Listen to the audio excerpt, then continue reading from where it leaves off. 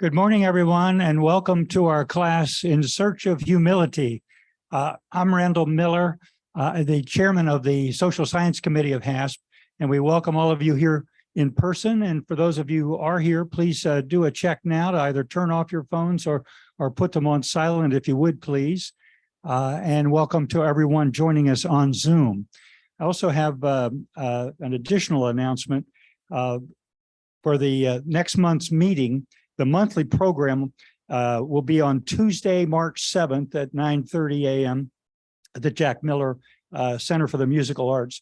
And we will be happy to welcome Ron Bogle, brother of HASP member Gary Bogle, who is the president and CEO of National Design Allowance, a not-for-profit organization focused on supporting cities and schools through change and transformation.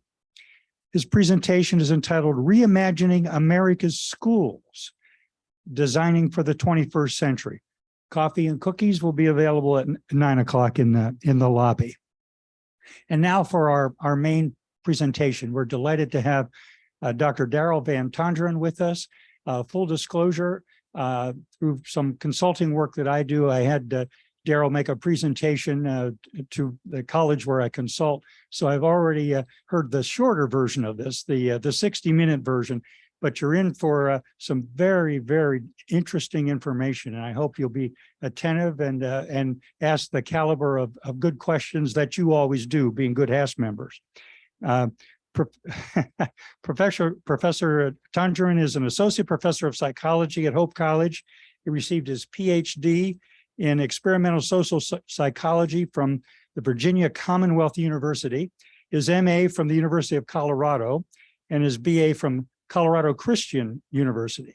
His research focuses on the social motivation for meaning and its relation to virtues and morality. He and his students study meaning of life, religion, and virtues such as forgiveness and humility. Please welcome Professor Daryl Van Tongeren. Thanks. Thank you. Thanks so much for having me today. I'm delighted to be here. I'd love just to take today to talk a little bit about humility. I wrote a book this past summer, on humility. And so it's available wherever books are sold. If you enjoy what we're talking about today and want to get a deeper dive into this material. So I'm going to start off by making a little bit of a bold claim, because when I tell people that I study humility, sometimes they say, oh, that's great. I'm glad you study humility. I really want other people to have humility, right? Like I'm going to give this book to my sister-in-law or my brother. And they really don't think that humility is something that they need, which I laugh and I think, well, maybe you should pick up the book. But what I'd like to do is I'd like to start with a little bit of a provocative claim, because humility is something that I think has fallen sadly out of favor. And it's something that scholars have been researching for millennia. This is something that really religions and philosophers and teachers and poets have been talking about, but it seems rather absent in today's culture. And so the provocative claim that I'm going to make is we actually need humility now, maybe more than we've ever needed it in the past. And so where I'll start is by saying that research has suggested that the United States is experiencing what they call a narcissism epidemic. And so by this, the levels of narcissism among adults has steadily climbed in the past 40 or so years. And so they're reporting levels of narcissism that they perhaps have never recorded before. What's happened, and part of who's to blame is my team. So social psychologists are partially to blame for this narcissism epidemic. So what happened was back in the 80s and 90s, people were trying to figure out, how can we solve some of the social problems that we're seeing in the youth today? And so social psychologists thought the solution to every problem was self-esteem. If you would just tell people that they're good enough, that they're special and they're unique, all of the problems will go away. Well, we were wrong. We were completely wrong. And in fact, I think what we did was we started a whole new set of problems that we hadn't seen before. And so now what's happened is we live in a culture in which we're enamored with ourselves, and frankly, we're a bit addicted to our own self-esteem. And so we're committed to this overly positive representation of ourselves, thinking that we're better than average. So one thing that I do in my classes, I teach intro to psychology, social psychology. I ask students to rate themselves compared to the average Hope College student on a number of different dimensions. So maybe how intelligent they are, how social they are, how athletic they are, how attractive they are. They always love that one. And I ask them to rate themselves on 0 to 100. Right? And 0 would be you're the worst at this, 100 is you're the absolute best. Compare themselves to the average Hope College student. And so when they do this exercise, they fill out note cards and they pass it in to me, and I flip through the note cards. And when I look at them, the average is somewhere around 65. And so, you know, I kind of mentioned, oh, most of you think that you're above average. And they all like, yeah, that's right. And I kind of have to let that settle in with them. I say, all of you kind of think you're above average, but you know, statistically, that just can't be the case. We all can't be above average. And they laugh and they chuckle. And I say, some of you have to be below average. And they look around, and even when I tell them this, they're still committed. It's not them, right? Their neighbor might be below average, their friend, definitely that person in the corner, but not them, right? But they all think this. So all of us have these really overly positive views of ourselves. And then what happens is, we are now living in a world where it's becoming increasingly difficult to interact with people with whom we disagree. And we see this in a number of different ways.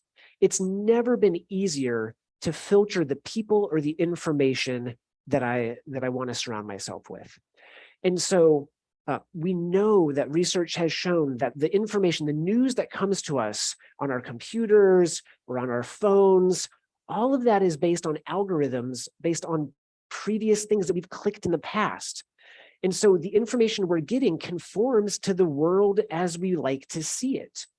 And then sadly, and this is, I've heard countless stories of people who in recent years, past 5-7 years, have become estranged from their family or friends because of religious or political differences. People have been kicked out of families because of how someone voted or didn't vote. It's very easy to unfriend or unfollow someone on Facebook. I'm not on Facebook, that's too much for me. Or on Instagram or whatever it might be, because you disagree with them. So what ends up happening is the world around us and our friends around us all agree with us. And we haven't worked out a muscle, we haven't worked out practice in interacting with people with whom we disagree. The world suggests it's exactly as I see it. And so the problem with that is I walk around always thinking that I'm right. And the few times when life gives me a lesson that I'm wrong, because I don't have practice in dealing with that, it shatters me. And I say, well, wait a minute, I thought I'm always supposed to feel good. I thought that I'm the center of the world. What am I supposed to do with this? How do I interact with people who are different from me? So the end result of this culture that we've co-created, right, and we've kind of bought into, is that we're entrenched in a biased and selfish way of seeing the world. We're convinced that we're not as bad as other people. Yeah, there are bad people out there, but they're over there. The bad people are over there. But the other problem is that we're more lonely, anxious, depressed, and miserable than we've ever been because of this. And so I'm going to argue today that what we need is humility. I think humility is a possible solution to this problem. Now, I will admit, when I was shopping this proposal for a humility book, I got a lot of pushback. So the agents loved it. And in fact, every editor, this is the true story, every editor we sent it to loved it. And this is the way it would go. So we sent the proposal, the editor would read the proposal, and they would write back to the agents and they would say, I love this idea. I think we need humility more than ever. I think this is a fantastic idea, but I'm going to pass because we can't sell this book. No one's going to buy a book on humility. And I kept thinking, this is so strange. And time and again, editor after editor would say, I love it. I will buy the book. I will be first in line, but we're not going to sell a lot of copies. And I finally had a publisher say, no, we love this idea and we believe in you and we actually believe in the project. The reason why I think they were so excited about it but quick to pass is because what I'm going to talk about today is wildly countercultural. Okay, this stands in direct opposition to the way that our culture functions. I like to say every day we get on a moving sidewalk in our culture that moves towards narcissism every single day. And unless you're actively taking steps to go in the opposite direction, you, myself, all of us are going to become a little bit more selfish and a little bit more narcissistic today than we were yesterday. So we actively have to be moving away from that. So I've tried to make a case so far that we really need humility, but I've made the first mistake of being an academic. I haven't even told you what humility is. So let's talk about what humility is. One way that I like to think about humility is that it's being the right size in a given situation. So humility is about being the right size in a particular situation. So let's think about this. For those of you who like philosophy, for those of you who like Aristotle, you might have remembered or are familiar with the Aristotelian golden mean, right? And if you don't like Aristotle, maybe you remember Goldilocks. You remember Goldilocks? She goes in, there's the bears.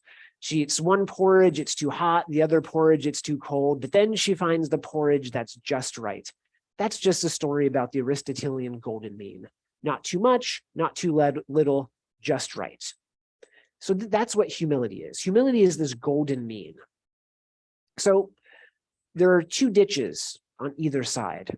On one side, we have being too small in a situation, and that's called servility. In the other side, we have the ditch that's being too big in a situation, and that's called arrogance. So let's start with arrogance. This is probably the ditch that most of us are familiar with, that we want to avoid. So arrogance is when I step into a situation and I take up more space, I presume that I know more things, I assert more expertise than is warranted, right? I come into a group, I don't need to listen to anyone who's been here, you're lucky to have me here. That's arrogance, right? That's one thing that we want to avoid. But for the longest time, people have conflated and mixed up and thought that humility was really just kind of being this self-deprecating small little worm. Well, and that's not humility either. That's something completely different. That's something that researchers call servility. So imagine I go in to see a doctor, right? And I need to have a very important surgery. And the surgeon comes in and I say, well, doctor, what should we do? And the doctor says, well, I don't know. What do you want to do?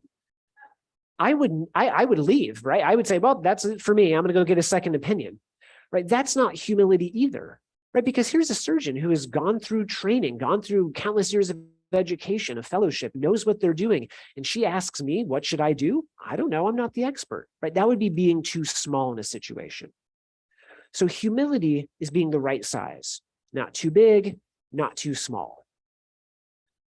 One of the reasons why I think humility has gotten such a bad rap in our culture is because I think a lot of people have mixed up the idea of humility with humiliation, with shame, right? We did a study where we asked people to remember a time when they were humble. And we especially found this among people who were not religious. So a lot of religious people kind of get the idea of what humility is, right? It's a central part of most world religions. Right? I could argue that next to love, humility might be the central virtue in Christianity, right? It's like love and humility. And once you have those things figured out, you're pretty far on your way. But when we asked people, especially non-religious people, what did you think of when you recall a time of experiencing humility? They would say things like, oh, when I made a big mistake at a presentation, or, you know, my friends made fun of me and everybody laughed. And I thought, well, that's not humility, that's humiliation. So humility is being the right size, not too big, but also not too small. So we want to avoid, claiming that we're the most humble. The first time a colleague of mine gave a presentation on humility, he was getting the slides up, and one of the people in the audience said, oh, humility, that's the thing I'm the best at. And we thought, oh, there's a little bit of work to do, right? But we also don't want to be this person, right? We also don't want to think that humility is just when we feel terrible about ourselves, when other people feel terribly about ourselves as well. So let's take a closer look at humility. We can think of humility as really having two dimensions. Okay, there's an intrapersonal dimension, so something that happens inside of me, and an interpersonal dimension, so things that happen with others.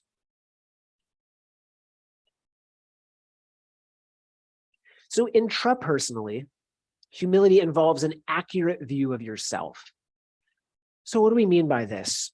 This means that people who are humble know their strengths and their weaknesses. It's okay to know your strengths as someone who's humble, right? But it's also important to acknowledge your weaknesses and areas where you can grow. So people who are humble tend to do pretty well in social situations, especially at work, and we'll talk about that in a few minutes, because they know their weaknesses. So I can know, for example, that managing a calendar might not be my strong point, right? And so I would need help in getting someone else to help me with managing my calendar. Or maybe for you, it's you're not as organized, right?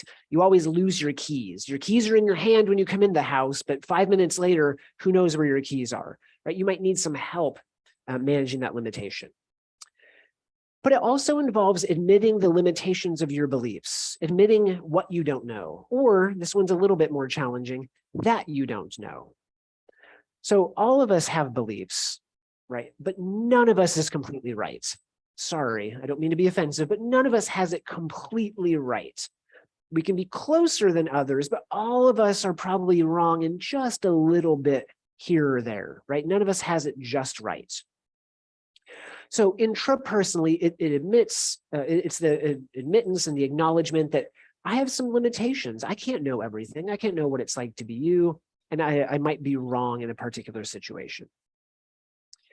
Interpersonally, what we would think about humility is as thinking about the needs of other people, right? So if narcissistic arrogance is only making sure that you get your needs met, humility looks more like restraining your ego.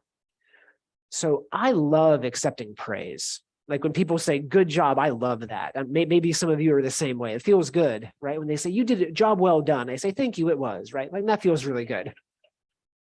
What I don't like doing as much is accepting my fair share of the blame, right? But someone who's humble can do that.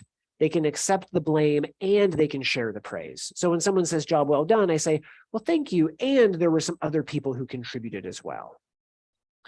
It also means that we can respectfully interact with other people. This doesn't mean you have to agree with everybody. And we're going to get to some of the myths of humility, okay? One of the big myths of humility is that you just have to agree with everyone. And that's not the case. But it does suggest that you do have to be respectful to other people. Even if you disagree, you can disagree in a way that respects them and doesn't dehumanize or devalue them. This is another big one. Humility also recommends that we prioritize our relationship over proving that you're right. Now, I remember the first time my wife and I got into an argument after we got married. I was young, I was foolish, and I really wanted her to know that I was right in that situation. Some of you are laughing like, oh, you already know how this is going to end. Yeah, that is not a good strategy for healthy communication. I might have won the battle, but I definitely lost the war, right? I might have proven at that moment, see, I told you I was right and you were wrong. But as soon as I got to that, I lost the thing that mattered the most, and that was our relationship, right? So I learned pretty quickly, and my wife is extremely gracious. I learned pretty quickly that's not the way to have a discussion, right? And so if you go into a discussion with someone else, so zoom out, maybe it's not your partner, your spouse, your family member, maybe it's someone else. If the goal of you being in a conversation with them is to prove that you're right, more so than it would be valuing and maintaining a relationship with them, you might need to slow down a little bit. Okay. So researchers have found that there's actually different types of humility, and we're going to take a look at each of these different kinds. We can have humility around people, and we usually see this in relationships, and this is something that's called relational humility. We can have humility around our ideas. And so this is called intellectual humility. We can have humility around ways of life, and we usually see this in cultural interactions with people who share different cultural values than us. And we would call this cultural humility. And then we can actually have, this is a newer kind of concept, what's called existential humility. And this is having humility around the ultimate questions, the really big questions of life. So we'll dive into each one of these just briefly. So relational humility, so humility in our relationships, looks a little bit like this. First, it looks like being self-aware. So spending time actually getting to know yourself, right? Understanding your strengths, your weaknesses, and the areas where you could grow. It looks like being fair. So like I said earlier, not only sharing the praise, but also accepting your fair portion of the blame. It looks like being respectful. So interacting with people and sharing with them how much you value them. So sometimes, and I ask students this, and they'll admit to this, when people get into a discussion or a conversation with somebody else, usually when they're having a discussion about areas where they disagree, what we usually do is we wait for the other person to stop talking just long enough for us to launch in to our side and try to prove to them why they're right, why they're wrong, and we're right. But while they're pretending to listen, they're just waiting for us to be quiet and stop talking as well. And then it just goes back and forth. But in neither of those situations are we actually thinking about what the other person's saying, or imagining that this person could be right, or necessarily treating them as someone that we value by giving them our attention and the care of our thought. Relational humility also looks like being empathic. So putting the needs of other people as the same as your own. So one of the big pushbacks I get from people when I say, hey, I'm really excited about humility, it's something I study, they say, well, the thing I'm worried the most about is being exploited, right? If I'm humble and somebody else isn't humble, like, how do I know that I'm going to get my needs met? And so being humble doesn't mean that you don't take care of your needs at all. It just means that you value other people's needs and your needs on the same level. Well, what might intellectual humility look like? Intellectual humility looks like being intellectually open. So avoiding dogmatic beliefs, right? So avoiding being so ultimately committed to your beliefs that you would be completely unable to revise any of them, but being open to revise at least some of your beliefs if there's sufficient evidence for you to do so. It means being curious. I think you all have this one checked off. I mean, come on, right now, you are sitting here listening to somebody give a talk about humility. I think you're curious. So I'm not saying you never have to work on this one again, but I think you all have this one down pat. So this is seeking new ideas, finding out ways to expand and grow, and also changing your mind to align to evidence. Okay, when you find sufficiently strong evidence, you change your mind. I'm hoping I'm going to provide you sufficiently strong evidence to change your mind that humility is a good idea. And I'm hoping that you would agree by the end of the time today. It also means being realistic. So owning and admitting your flaws and limitations and seeing the world as it is rather than as you wish it to be. So my wife is a mental health therapist. And one of the things that she said is, one of the biggest areas of trouble that people run into, and one of the things that bring them to therapy to kind of get some extra support, is their inability to see the world as it is, right? It's kind of the inability for them to accept reality as it is. And a lot of times where we run afoul is because we see the world as we want it to be, right? Well, I don't want to accept the fact that this horrible thing happened, that this sad thing happened, right? And intellectual humility looks like being accepting of reality. It also means being teachable. And by being teachable, this means being non-defensive and then changing your behavior to align with new knowledge. So if someone says, hey, here's something that you could work on, that you would actually be open to that and you would be amenable to change. Okay, so we've talked about relational humility. We've talked about intellectual humility. So far, most people are okay with this one. But what about cultural humility? What would cultural humility look like?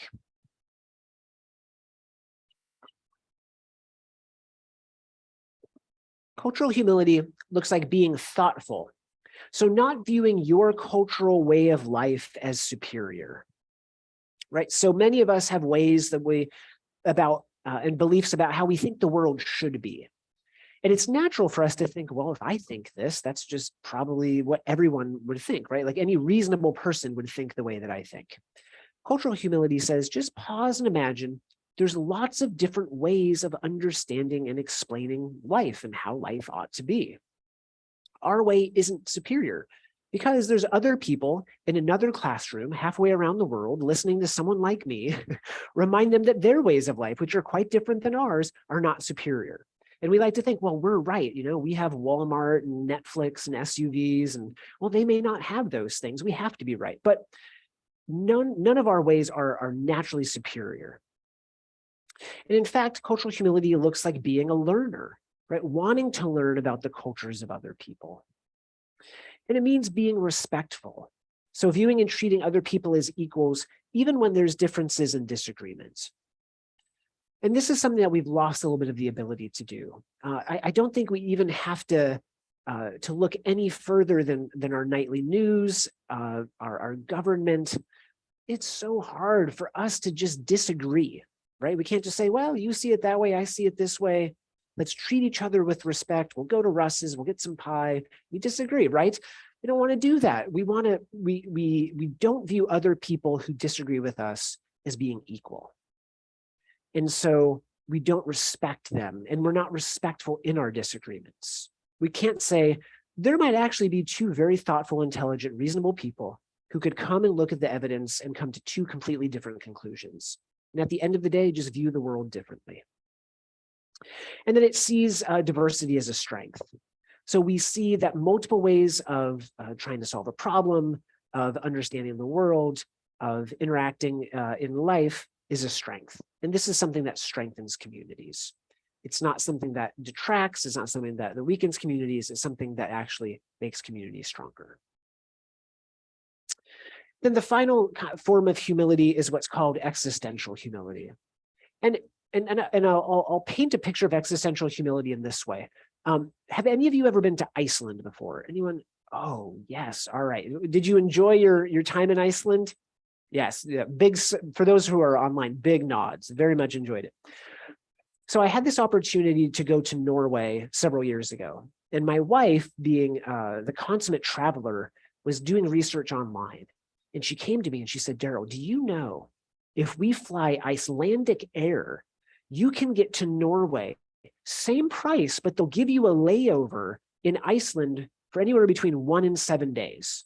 And I was like, same price, this is amazing. Now, what they don't tell you is Iceland's very expensive, right? So they actually want you to go to Iceland and spend all of your money. So we spent 3 days in Iceland. And so we go to Iceland, and my wife had done a lot of research on the Northern Lights. And she found a couple of different websites. So one was a predictor of when the Northern Lights were supposed to happen.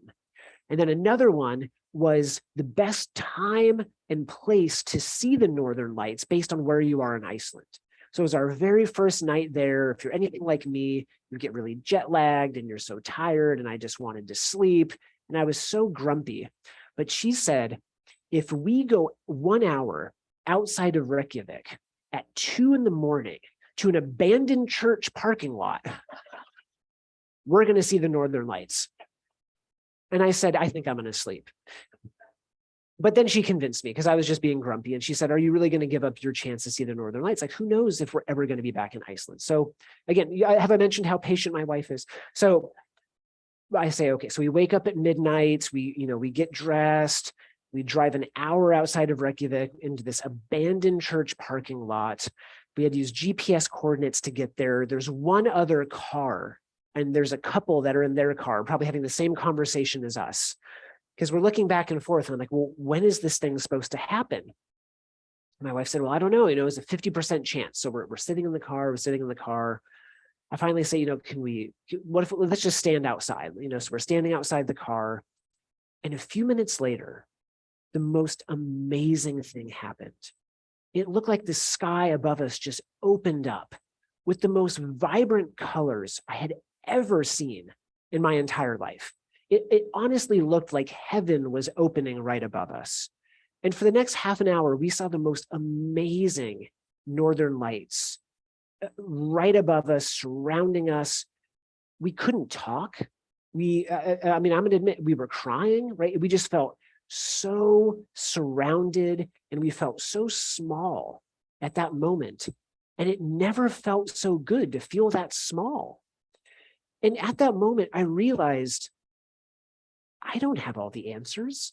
I'm not the most important thing in the universe, or let alone this, this car ride, right? And what it did is it helped me remember that sometimes the appropriate size in a situation is being quite small. And there was something quite reassuring for me to remember. It's not all about me. And now, you don't have to go to Iceland or see the Northern Lights to feel that. Other times I feel that is honestly when I'm out in nature. When I go to the shore of Lake Michigan and I see how big it is, I'm reminded how small I am. When I'm walking through nature and I see trees that have been here long before I was here and they'll be here long after I'm gone, it's kind of a nice reminder. It's not all about me. So existential humility is about being in awe. It's about appreciating the vastness of the world around us. And it's about feeling an appropriate smallness, right? Understanding that our right size is sometimes rather small. To me, that feels comforting sometimes. It also means accepting our human finitude and frailty. A lot of times we view limits as a bad thing. Like, oh, I can't believe that we have limits. The truth is all of us are born into limits. We've had limits our whole life. Like there's always been things I can't do. I can't run faster than I'm able to run, right?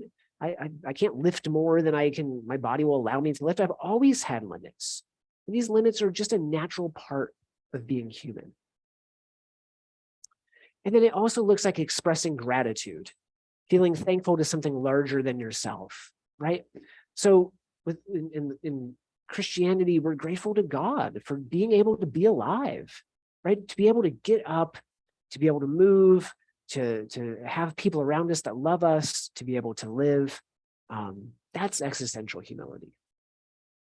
Okay, I want to check in real quick. I've given a lot of information, but before I go on, are there any questions that any of you have so far?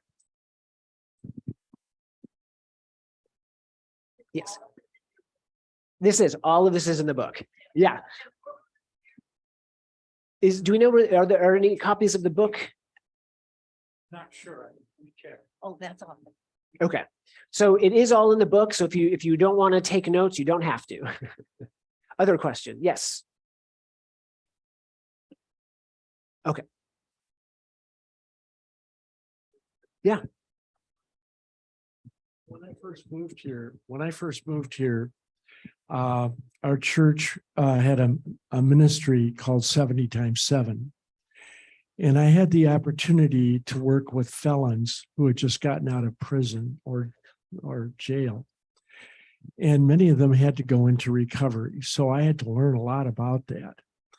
And what I found is that in these recovery programs, they really, there's an equality there. In other words, these fellas are accepted in there along with anybody from Lake Michigan or whatever. It doesn't matter. They also referred me to a book. James had written a series of books on experiences of spirituality. And what I found there is that one of the ones he mentioned was Christian Science. Not that that's what we follow, but it was sort of like a group think where these people all had the same belief that this thing would work. And I think that's how these recovery programs work too, that there's a level of, they don't know their last names, they don't know where they work, they don't even know if they're felons. So I do think that there are areas, at least in the recovery community, and very probably in some church organizations too, where the people, when they gather together, have an egalitarian attitude that gets away from that 65%. The other thing is about the 65%, it could be that your students had a filter of reality that was outside Hope College. And if that's the case, then they would be at 65%. Yeah. Thanks. Yeah. And I agree. And I think that's what makes some of those groups so powerful, is when we can leave titles or we can leave background behind and we realize we're all kind of in this together. Yeah. Thank you for sharing. Unfortunately, we don't seem to have the book, but at the end of the session, we can make sure everyone has the correct information so they absolutely. can get it. Yeah. I brought some cards I can hand out as well. Yes. And I saw that, I happened to be at Reader's World yesterday and I saw your title and there. Oh, perfect. Thank you. Reader's World. Absolutely. So head on down after this.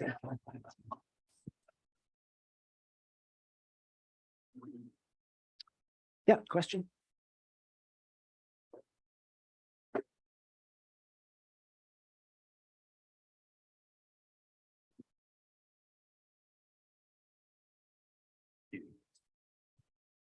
So on the, you've mentioned on several occasions being respectful, whether it's relational humility or maybe some other form, but one of the keys is being respectful and treating other people with respect, et cetera, et cetera.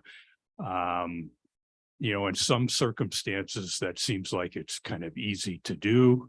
In other circumstances where maybe you can't even agree on what the facts are, and somebody is spouting the big lie or conspiracy theories, it's kind of hard to be respectful in those kinds of interactions. So what's your advice in those kinds of situations? Yeah, thank you. Yeah, thanks for bringing that up. Yeah, it's because so far I really have made humility kind of seem like, oh, it's really easy, right? But I'm glad that you're highlighting this, because I want to make sure that we do talk about this. I think that humility is most important when it's the hardest to practice. In the same way, like courage is the most important when it's the hardest to practice. So I can be incredibly courageous right now, right? I can say like, oh, if anything horrible were to happen, I'd be the last one out of this room. I'd make sure you're all taken care of. But then if the fire alarm goes off and I'm beating you all out the door, right, you realize I'm not courageous. So in the same way, humility is most important when it's the hardest. So how do you be respectful when you don't agree on what reality is? How do you be respectful when someone is shouting horrible things to you, or being derogatory toward you or people that you love? I would say one of the first of all, it's really hard. And if you make a mistake, you're just like me, right? Because you're a human and I don't always get this right. Where humility can allow us to be respectful is a true sense of humility actually comes from a sense of psychological security. So let me unpack this a little bit. If we're truly humble, the reason why we can be humble is because we know that we're already enough, that we're already loved, and we're already worthy. There's nothing we have to do to earn love, to earn worth, to earn value. We just already are people who are inherently worthy.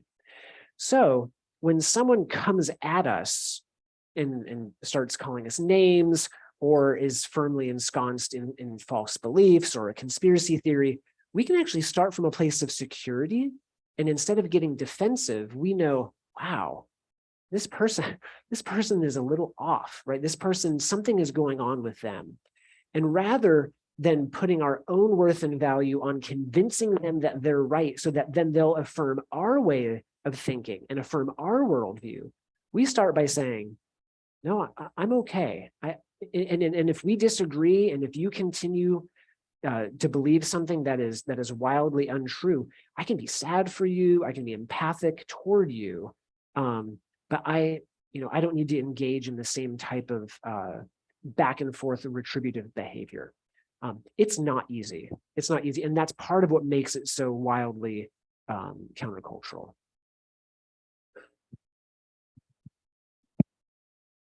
Okay, so why on earth is humility even important? So the first reason why humility is important is it's really good for relationships. So researchers, we like to come up with these fancy titles to make it sound like we're, studying something really, really important. So we call this the social bonds hypothesis, right? So humility helps us create these social bonds.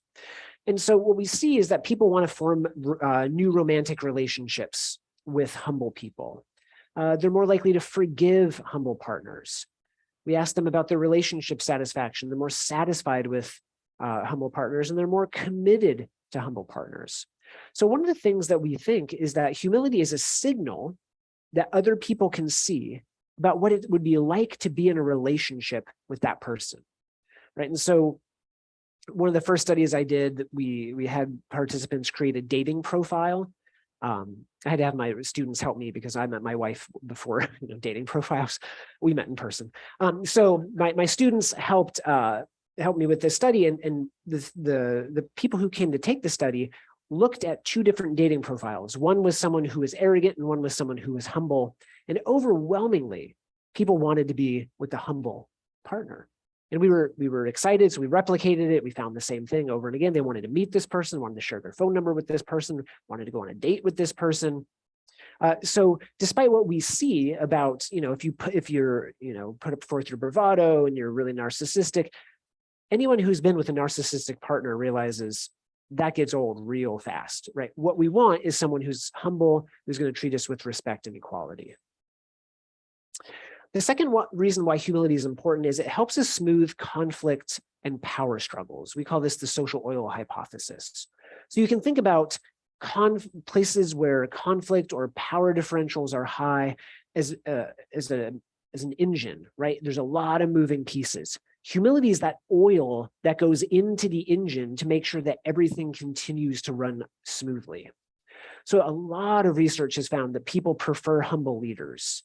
We know that humble leaders can be hard driving as long as they're also humble. So Jim Collins calls this level 5 leadership.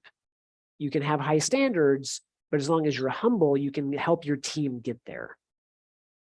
It improves therapy sessions. So if your therapist is humble, you're going to have much better outcomes than if your therapist is not. And we've done some research that shows that it reduces intergroup conflict and aggression. So we're much less likely to act aggressively toward people with whom we disagree. So basically, humility helps reduce relational wear and tear, right? Some of the bruises and bumps we get in relationships, if we're humble, it gets a little bit better and it reduces some of that sting. It's also important because it improves well-being. We call this the well-being hypothesis. So people who are humble are able to engage in more diverse perspectives. They're more open to the evidence and the reality of the world, right? Rather than just entrenching themselves in defensiveness.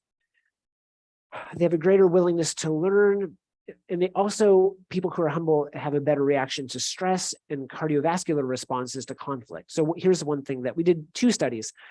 One was we were trying to think, when is a time in life when everybody is stressed out? But we can get people before they're stressed out to compare to see if humble people handle a stressful situation better, right? Because you don't always know when stress is coming. So we were thinking and we thought, actually, one thing we've heard that's really stressful, and some of you might agree with this, is having kids, right? Some of you are like, obviously. So we recruited partners who were about to have their first kid, right? And we recruited them in the last trimester. And they filled out these surveys, and then we said, if you want to be part of this study, we're going to come back when baby is 3 months, 9 months, and then we'll send you a follow-up when baby's 21 months. They said, okay. So they fill out the pre-baby survey, and then when baby's 3 months, 9 months, and 21 months. And what we see, and this is important, when both partners are humble, that transition to parenthood goes so much more smoothly. People are less anxious, depressed, stressed out. So then we wanted to replicate this because we thought, well, maybe, are there other situations where being humble would be important? So we brought couples into the lab and we each had them write down, we got ethics approval for this, so it's okay. We had them write down the 5 areas where they fight the most. Like, what are their 5 most persistent arguments? So they each wrote that down. We collected it and we said, good news. you're going to discuss this most contentious area of conflict right now in front of the video recorder for 10 minutes. I know. And we had them hooked up to cardiovascular equipment because we wanted to see what happens in your body when you're actually kind of in a disagreement or a fight with someone whom you love. That's a persistent area of conflict. And again, and this was pretty powerful, what we saw was that when both partners were humble, people had better cardiovascular responses. Now, sadly, it didn't show up when just one partner was humble. And some of you are like, oh, I know that, right? Some of you are like, I'm sometimes the humble one and my partner is the stubborn one.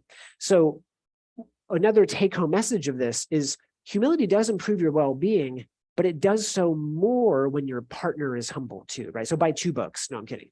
So you really want to, what this also means is this is probably something that we want to cultivate in our community, right? We want this for not only us, but we want it for our loved ones.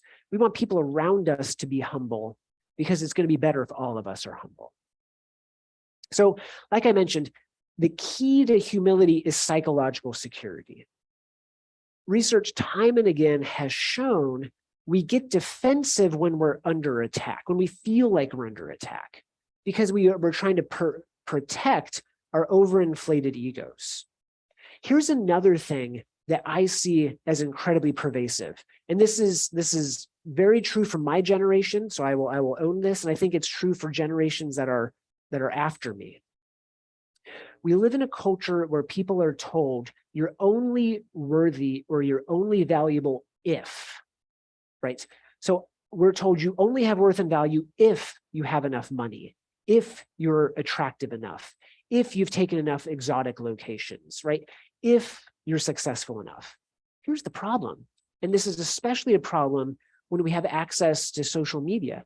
I can always find someone who's taken more exotic trips than me, who's more successful than me, definitely that has more money than me and is that more attractive than me, right? That's very easy to find. And so if I always put my worth into other people's hands, there's 2 problems with that. One, I never feel like I'm enough. And that's a horrible way to live my life. The second problem is people are always going to be in control of my self-worth.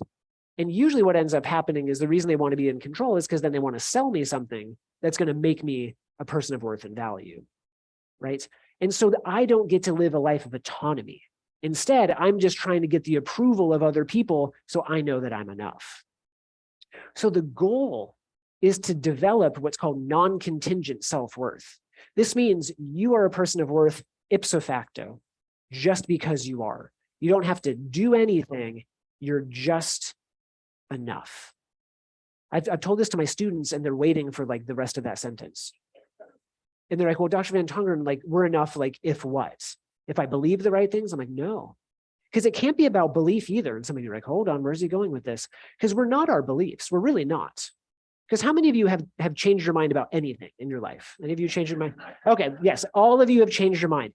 If we are our beliefs, hang on to this with me. If we are our beliefs and we've changed our minds, who were we before? Right? Were we not ourselves? And if we change our beliefs, aren't we still ourselves? So a lot of people think, well, I'm my beliefs, or I'm my bank account, or I'm my professional successes. We're not. We're none of those things. Those might be things that describe us, but they're not us. We are already enough. When you start with that, and other people come at you with wild ideas, you're like, wow, I don't need your approval. I don't need your affirmation. I don't need your validation. And it frees you to respond differently to them. Okay, so how do we cultivate humility? I've tried to tell you that this is something that's really important. Well, how do we go cultivate it? The first thing you can do is you can seek feedback. Open your eyes, seek feedback. You want to seek feedback from a trusted source. You could actually ask somebody, how humble am I? Now, let me warn you about doing this. You have to be ready for what they're going to say. So the very first interview I did on humility, I was so excited. Someone had wanted to write a story about the dating study that we had done, that we found that people really like, they want to date humble partners. They were writing it up for Men's Health, the magazine. I was like, oh, this is so exciting. Now, It was on a Friday during the summer, and I had promised my wife we were going to go to the beach that day. But then someone calls and says, can you take this interview? And I told my wife, it'll take 15 minutes, really, really quick. And she's like, okay. An hour later, I'm still finishing up the interview. Meanwhile, my wife has packed the lunches. She's packed the beach bags.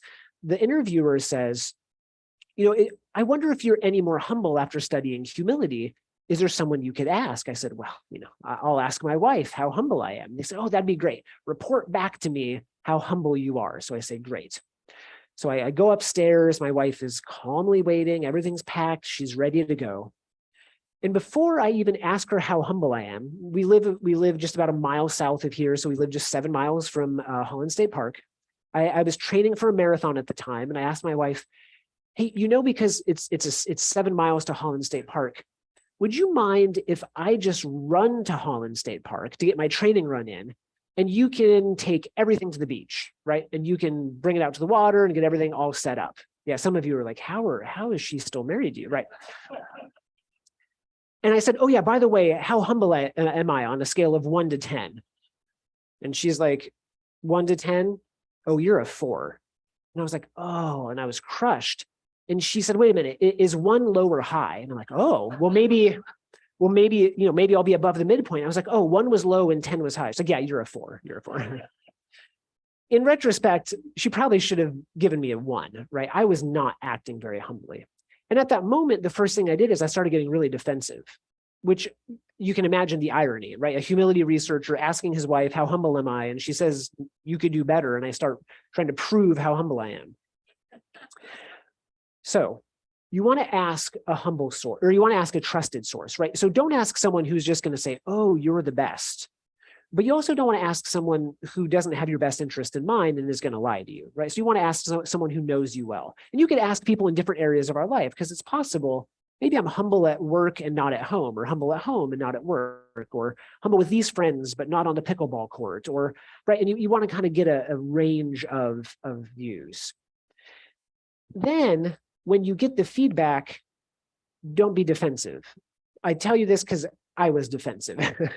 So when they give you this feedback, realize they're trying to give you what you're asking, right? They're trying to give you an accurate assessment. But beyond the feedback that we get, we need to work to reduce our defensiveness in other areas of life. And so one of the ways we can do that is just getting comfortable with the idea that you're wrong.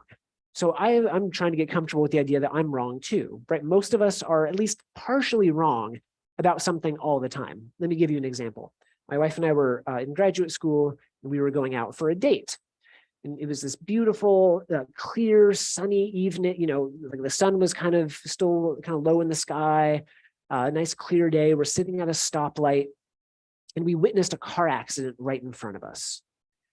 And so when the police finally came, they asked, what did you see? And I saw the red truck go through the red light and hit the white van. My wife saw the white van go through the red light and hit a red truck. One of us had to be wrong. We were both convinced the other person was wrong. Right now, as I'm telling the story, I think my wife was actually right. But in a situation when we're not motivated to perceive the world in a certain way, we're both trying to tell the truth. One of us, we both had errors in our story, right? How much worse is it when we're motivated to say, well, you didn't tell me to pick up the dry cleaning. Oh, yes, I did, right? Or that's not what I said, or that's not what I meant, right? So all of us are going to have errors. All of us are going to be a little bit wrong. The third thing that we can do is we can start building empathy. Empathy really might be the cornerstone of humility. If you get nothing else from this talk, it should be, I hope that you work toward being more empathic toward other people. So there's a head part and a heart part to empathy. The head part is being able to take someone else's perspective. So imagine, what are they thinking in this particular situation? The heart part is being able to attune to their feelings. What might they be feeling in this situation? One of the things I felt convicted of when I was writing this book on humility, so this was my rhythm when I was writing the book. I would wake up, I'd get my cup of coffee, I would do the Wordle. Does anybody else do the Wordle? I love Wordle. Okay, I would do the Wordle each morning. Then I would check my news source, right? Just my one God's news source, I would check. Then I would write my book. And as I'm writing kind of suggestions for what to do, one of the things I say is, well, you need to diversify your perspectives. You need to get information from different viewpoints. I wasn't doing that. And I was like, whoa. So then I thought, I know what I'll do. I'll get my coffee, I'll get my Wordle, I'll check the real news, and then I'll go check the other news because I want to be, a person of my word. And what I realized was then I was just going through the motions. I wasn't actually caring about it. So then on the third try, and I don't mean like the third day, I mean, this took a while for me to get to do. I get my coffee, I get my Wordle, and then I actually read different news sources. And I try to ask myself, what's going on? What's the perspective they're trying to get through? And I try to ask myself, what are they afraid of? Or what are they trying to protect? And I ask myself that for all the different news sources, even my news source, right? What are they afraid of? What are they trying to protect? Where's the humanity in this? You can think about the needs of others and you can get a wider view, right? Going on a walk sometimes even helps us get out of ourselves. What we need to realize, though, is that humility takes time. I wish I could sell you a 5-minute hack that you could do every day, and then you would be humble, and then the world would be a great place. But I would be a lot richer, and a lot more people would have bought the book. Instead, it's a little bit more like a marathon, right? That's the metaphor I use because I'm a runner.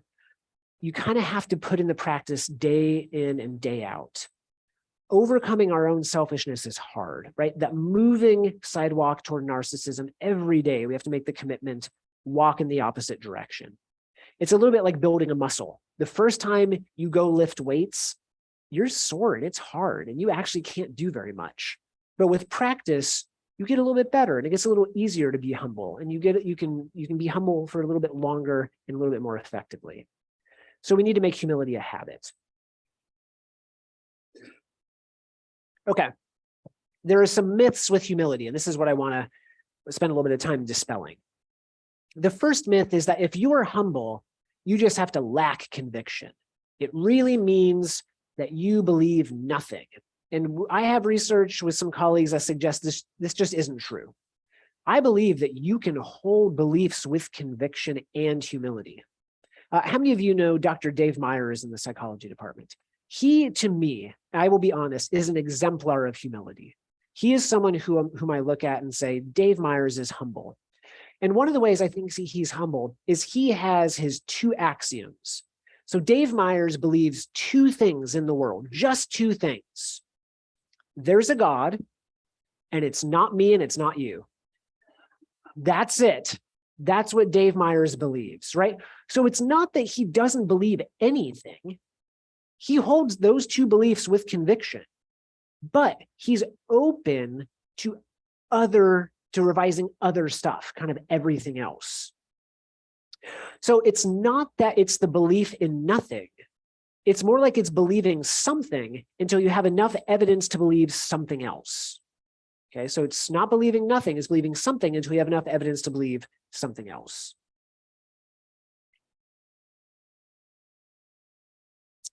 Number 2 myth, humility is merely being wishy-washy. So intellectual humility does not require that we change our beliefs, just rather to do so in light of sufficiently strong evidence. So it's possible that you have looked at an issue from every single side and you've kind of made up your mind, right? You're just like, yeah, I'm not going to change my mind on that. So if one of you were to say like, hey, I really think that you should rethink your views on human trafficking. I'm like, no, human trafficking is wrong. I'm really not going to think about it any other way. Constant change is not a prerequisite for being humble. We should have a high bar for change. And I think that high bar should be based on empirical evidence, right? On actual data, on facts. And sometimes interrogating our own beliefs does not result in us changing them. Okay, third myth is that humility is essentially servility, right? It does not require that we simply align our views to other people to maintain relational harmony, right? So I don't want you to hear that humility is just being super agreeable, that you have no opinions on your own and you just believe what other people want you to believe. Humility only works if we have boundaries. Humility only works if we have boundaries. Okay, knowing where you stop and other people start, knowing what your non-negotiables are. You have to have boundaries in order for humility to work. It doesn't mean that we shrink or we ignore our expertise, because that would be being too small. A fourth myth is that humility is this panacea that has no costs. It's always the right thing to do in every situation. Humility is not a cure-all. As much as I love it, as much as I wrote a book about it, as much as I want to practice it more each day, I don't think it's the only virtue that we need to use in our daily life. And in fact, I think it takes wisdom to know when we need to deploy a different virtue in a different context. So it could be that if you're talking with someone who's pretty convinced of false things, and you've started with humility, and you've tried and tried and tried with humility, and they just continue to believe wrong things, you might need a different virtue, right? Might need courage. Courage to say, I'm sorry, I think you're wrong. And in fact, you might need some help, right? Here's a therapist, right? You might need courage to say, that's an injustice that I'm going to stand up against, right? It's not a cure-all. I think wisdom helps us know, should I be humble? Should I be courageous? Should I fight for justice? What do I need? And I do think that there are some interpersonal costs associated with humility, such as uncertainty. I've told you today that all of us have beliefs that are kind of wrong. That's a little unsettling, especially if some of the beliefs that you're thinking about that could be wrong are really important beliefs, right? And so people who are more humble, sometimes they worry, well, what am I right about and what am I wrong about? And so sometimes they feel a little bit more anxious. Okay, questions before we get to this last part. Any questions? Just want to make sure I check in. You have one question from online. Referring to the studies that you did, how did you measure humility in your studies? Yeah, that's a great question. So when we first started out studying humility, one of the things that stopped researchers for the longest time was, the way that psychologists usually do it is we have people fill out a scale, right? So if we were to ask someone, how humble are you? Well, how would that work, right? If someone gives you a high score, what does that mean? Does that mean that they are humble and that they just know themselves really well? Does it mean that they are kind of arrogant, right? Because a really humble person realizes they have areas to grow. So we've used a number of different techniques. So not only have we used self-reports where people just write themselves, we've also used other reports.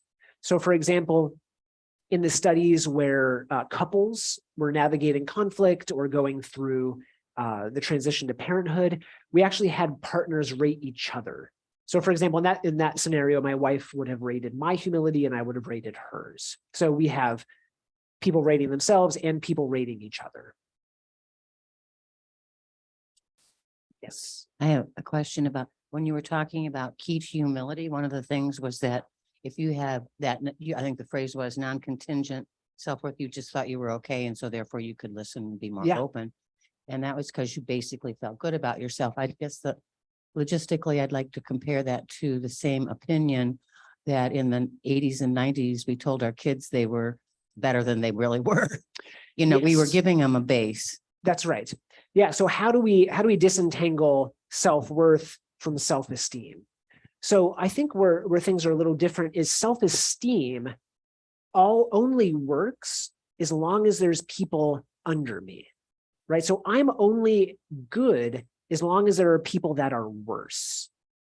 So self-worth is more that we all are people of worth and value, including me. So you are, we all are people of worth and value, and I am as well. There's nothing that has to be done to earn it. With self-esteem, we can earn more reputation, more status, right? I get a trophy for coming in 8th place in Little League, right? And I earned that, as opposed to I'm just like, it kind of detaches my evaluation of myself from achievement and from all of those other things, and just starts with, I'm a person of worth and value, just like everyone else. We're all equal. Yeah, that's a great question. Yeah. So you said that people generally prefer humble leaders. They do. Yeah, I know. Yep. Yeah. I know where this is going, right? Well, we're out of time. No, I'm kidding. So a lot of the research about humble leadership has been done in kind of the workplace. So they like working for humble leaders. When we go over into politics, which I think might be kind of what you're nudging at, which I think we have to address. I think one of the complicating things is that when people have a lot of anxiety, when people have a lot of fear, when people have a lot of uncertainty, they tend to gravitate toward strong, charismatic, certain, and sure leadership. And so that's probably a place in which a lot of people might have been fine with having a non-humble political leader. But if we look from a work perspective, it kind of seemed like that leadership style was terrible from a work perspective. It was very hard to work for somebody who is narcissistic, who claimed, I think maybe to the Pope, that they were the most humble person to have ever lived, which is surprising. You're talking to the Pope. Like that's a hard, my sense was the work environment was not very good. So what's kind of going into decisions for like strong charismatic leadership is uncertainty, right? And I think when I was mentioning that there are some intrapersonal costs of humility, like being anxious or being uncertain, that's why I think there's such a strong appeal for like sure fundamentalist dogmatic beliefs. Is when you're certain about the way the world works, it just feels good. Like you just know this is the way the world works and you're not open to any type of revision. There's a lot of research being done right now on trying to generate more political humility, because I think that's probably an area we need. And I would put that kind of as a mix of cultural and intellectual humility, because I think we need humility in our political domain. Or I'm actually kind of worried about the future of our country. Yeah. Yes. You mentioned a few minutes ago that you measured humility in two ways. Number one, people rating themselves. Yep. And then rated by their partner. Yeah. Raises the obvious question. What's the average difference between those two? You know, we were surprised. They're actually not that far apart. Because we thought, well, surely you just can't ask people how humble they are. But they're decently related. So they're decently correlated. And we've also looked at people have rated kind of people's behaviors in situations, which is also kind of closely related to people's reported humility. So it turns out we're not too bad at assessing our own humility. We're not as good as other people, but we're not too far off. That's a great question. I have a question. I have grandchildren, and when you made the comment about the fact that everybody gets a trophy, what do you think about that in terms of, are we developing humility, or are we developing self-esteem? Are we still in the 80s and 90s? Yeah. Yeah, that's a great question. I think there's a lot of lingering, kind of cultural expressions that have maintained because of what my former, or previous predecessors have said in social psychology. And I think part of that still is that same kind of self-esteem culture. I would love if I went, so my wife and I don't have kids, but we went to a baseball game, little league game from one of our friends this past weekend, and he's in a travel league. Those coaches are intense. I mean, they were giving signals and saying things that I didn't think they did in the major leagues, right? And so I was like, man, these kids have got to be so stressed out. I would have loved if it was just more like, hey, you tried your best, and like what's important is you're trying something new, you're committed, you were a good sport, you didn't swear or throw your bat. Let's go to pizza. So I think if it were up to me, I would shift as a culture more towards character development.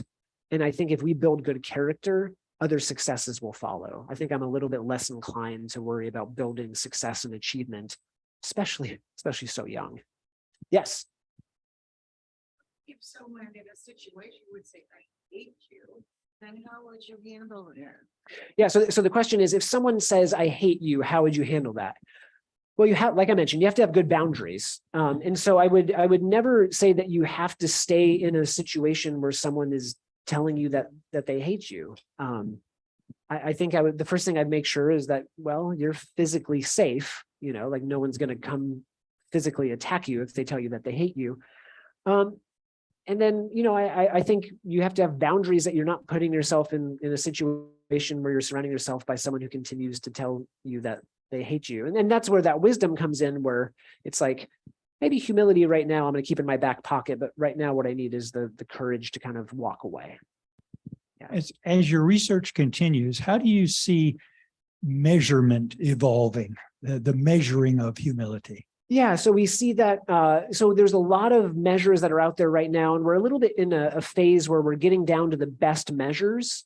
But right now, we seem to be looking at humility as being okay to be assessed by someone's own self, but we're trying to narrow it down to specific domains. So politics, religion, things like that. So we're a little bit in a winnowing phase where we're trying to figure out which are the best measures, but it seems like researchers are getting there right now. That'll be some work that'll be done in the next 3 to 5 years. Thank you. Yep. I don't know if you answered this. Is there a connection between happiness and humility? I'm thinking of the Geography of Bliss, that book, and all the places on the planet where they score happiness. Yeah, that's a good question. I don't know about happiness and humility. I do know that for some people who have a lot of humility around their religious beliefs, I was convinced that they would have more religious well-being, and I was completely wrong. So sometimes people who have a lot of humility around their religious beliefs actually report a little bit lower religious well-being, because again, they're kind of like open to revise them. So they're not getting as much benefit from their religious beliefs. But that's a good question about the happiness. I mean, my guess would be that people who are humble are happier because they have better relationships, and relationships are kind of like a key to meaning and happiness. But I'm not entirely sure. That's a great question. Oh, yeah.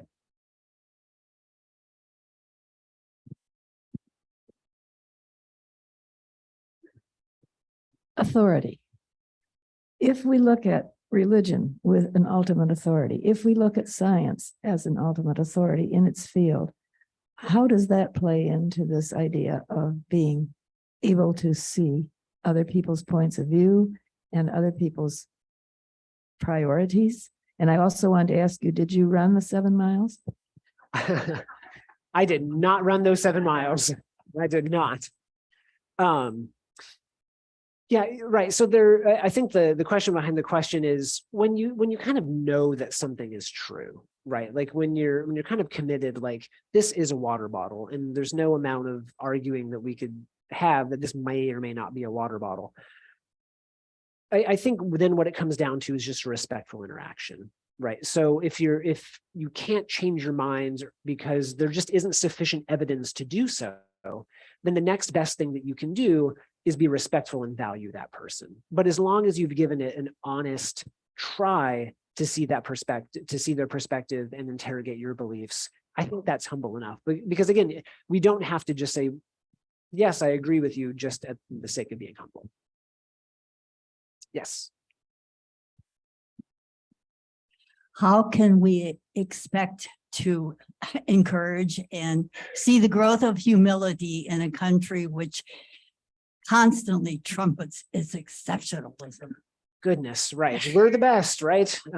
We like to remind ourselves and other people that we're the best. I think the change has to start with us, right? So I need to, if I think humility is important, I would be absolutely hypocritical if I didn't prioritize this in my own life. And so there is actually research that shows that humility is contagious, that if you start acting humbly, other people will say, oh my word, they're doing something differently. And then they start acting a little bit more humbly. And then, I mean, my secret hope is that the more I can share this, the more pockets of people will start thinking this is a good idea. And they'll start, as groups or partners or communities, start saying like, let's practice this. Maybe he was onto something. And then we just start making that the new norm. And we start saying, look at all these benefits that humility actually has. Yeah. Okay, so I want to just help you avoid a couple pitfalls before our time is up today. So the first pitfall around humility is what I call creeping moral amplification or sacralization. So what do I mean by this? Virtuous intellectual humility does not mean that we should change our minds about everything, right? I mentioned there are certain things that are just off limits. I will not change my mind on human trafficking. I think it is bad, it's wrong, it's immoral. Here's the problem. Some people raise every issue to that level that is off limits, right? And they'll tell themselves, well, that's off limits too. Like with my students, they argue about whether or not pineapple is a topping for pizza. I don't know, that's important to them. And they're willing to die on that mountaintop. That's too much, right? I think back to Dave Myers, there's a God, it's not me and it's not you, right? If every issue in our life we say is off limits, that's probably a red flag. We're probably not being humble in that situation. So you have to ask yourself, what are your non-negotiables? A second pitfall is something that I'm borrowing from William James, which is called rearranging your prejudices. So I do some work on people who leave religion. So another area I look at, there's this great migration away from religion right now. And a lot of people who were raised religiously fundamental were taught that this group over here is the bad group. Then they leave religion, and what happens is they join that group, and then they say, well, this group over here, my former group over there, the bad group. And so William James says a great many people think that they are thinking when they're merely rearranging their prejudices. And so what I want to warn us is, if you have gone from a place of, I hate these people, to I've changed my mind and now I hate these people, you're no more humble, right? All you've done is you've just shifted the target of your vitriol, right? All you've done is you've said, I was mean-spirited before over here, and now I'm mean-spirited over here. I'm very enlightened. That's not enlightened, right? And both sides of political parties, both ends of religious spectrums, wherever you want to put it, we can all find ourselves falling prey to rearranging our prejudices. So, in what ways are you empathic toward or understanding of those with whom you disagree? A third pitfall is existential confrontations. So our worldviews, like religion, often provide us with a sense of meaning and permanence in an uncertain and chaotic world. And we're really psychologically rewarded for holding these beliefs with conviction, and we're unwilling to change them because there's just simply too much at stake, right? And so part of what I brought up before was people who have humility around their religious beliefs, they don't have as much religious well-being, right? They're a little bit more anxious about dying. Life doesn't feel as meaningful. So how do we build an existential distress tolerance for holding these beliefs humbly? How can we say, I could be wrong, and be okay with the anxiety that it generates inside of us for saying, well, I could be wrong, right? Most of the time, we want to avoid anything that makes us feel emotionally uncomfortable. That's not realistic. Okay. Finally, I'll give you some examples of humility. So Saul of Tarsus, right? So here's Saul of Tarsus, who was persecuting religious individuals, has this conversion experience, and all of a sudden was like, I was wrong, right? And then becomes a disciple of Jesus.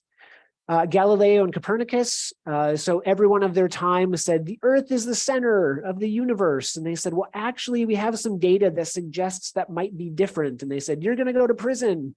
And so they changed their belief based on the empirical data. This one's a fun one, the National Highway Safety Traffic Administration. So when I was learning to drive, you put your hands at 10 and 2. Anyone else remember 10 and 2? 10 and 2. So I learned to drive on a 1964 Chevy Nova station wagon.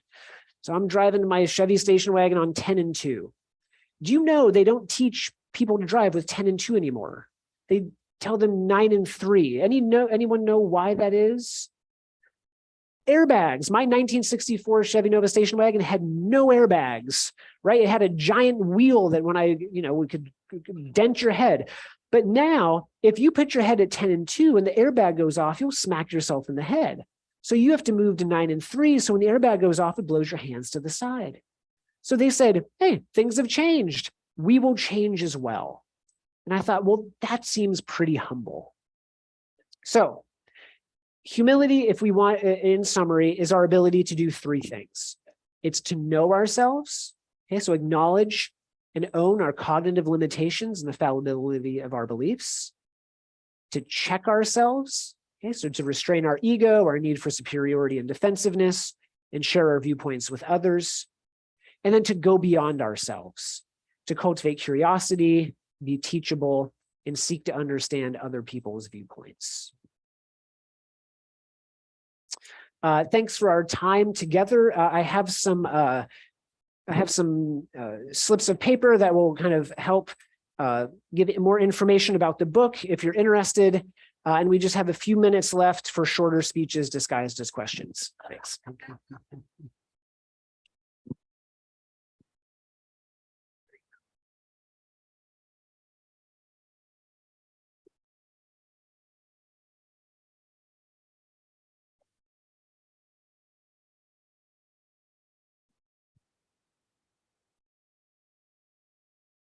I've run into a situation where I've had to be humbled being a grandparent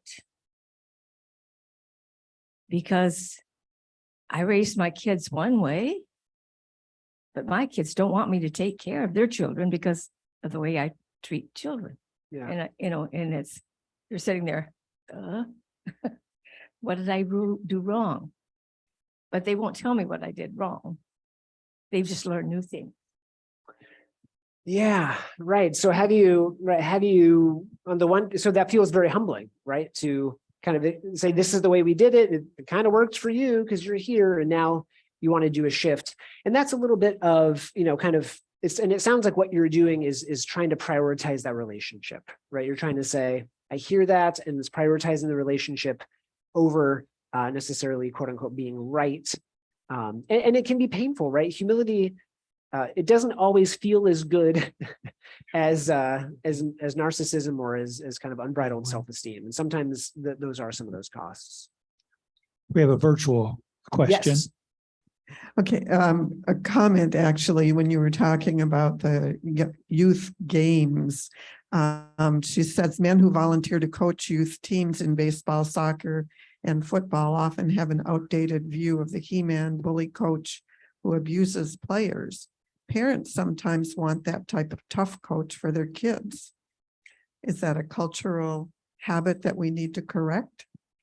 Yeah, one of my good friends, he coaches his sons in baseball, and he's done it in Colorado and in California. And one of the baseball diamonds he went to, it had a nice sign right where the parents can see, and it said, "Parents, this is just a reminder, your kid is not going pro." And I thought, that's really true, right? I mean, of course, 1 out of how many thousands or tens of thousands of kids playing Little League, they'll go pro, right? But by and large, they're not. And I think that's a little bit of that existential humility of like, we're pretty small, right? It's not necessarily all about us or our kids, but what can we do to kind of make this world more loving and more caring? Any other questions? Please show your appreciation for Dr. Van Tongeren. Thank you.